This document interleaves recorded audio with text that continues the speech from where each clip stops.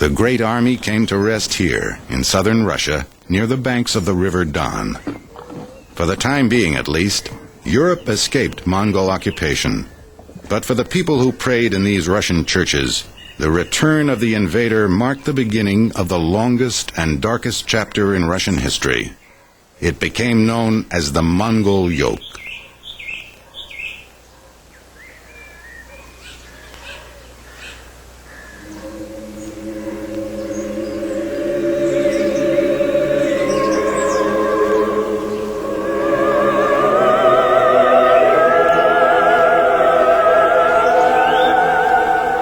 Through a typical campaign of terror, the Mongols quickly re-established their authority over the separate principalities. Once they had extracted complete submission from the people, they let local princes keep their positions.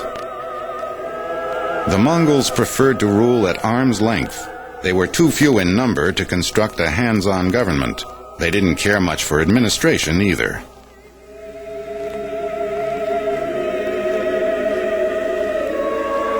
Each year, these vassal princes would gather before their Mongol masters, hand over vast quantities of tribute, renew their oaths of submission, and then bow down and kiss, literally, the Mongol spurs.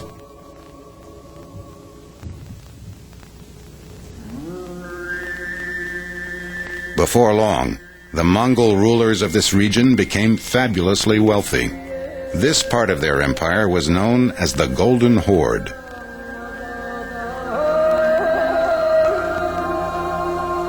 For the first time in history, Western Christians were ruled by an Oriental aristocracy.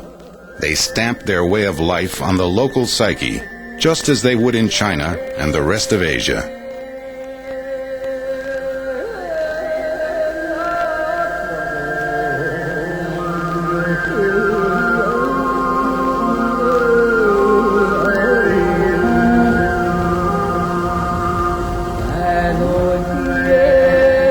From these cliff-top citadels in the Crimea, Mongol warlords held sway, absolute power, over an area the size of Europe for the next 300 years.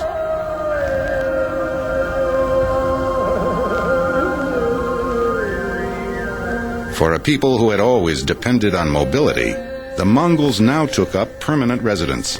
They even built citadels and castles from which to reinforce their rule. 1,000 miles to the west in Europe, the legacy of the Mongol invasion was a continuing bewilderment. While many gave thanks for their deliverance, others tried to make some sense of what happened. In Poland, the locals quickly explained their survival by convincing themselves that they had actually defeated the invader. A festival, the Reikoniki, was established in Krakow. Someone was dressed up in a fanciful Mongol costume, while the crowd made fun of the invader. A great victory, it was claimed, had been won over the Oriental, and they would never return again.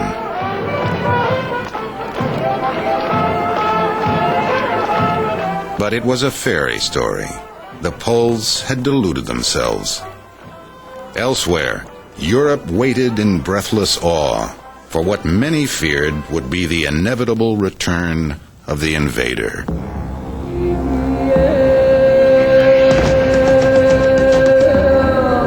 Desert caves yield important clues, showing how North America's first inhabitants lived their ancient lives. Next on TLC's Archaeology.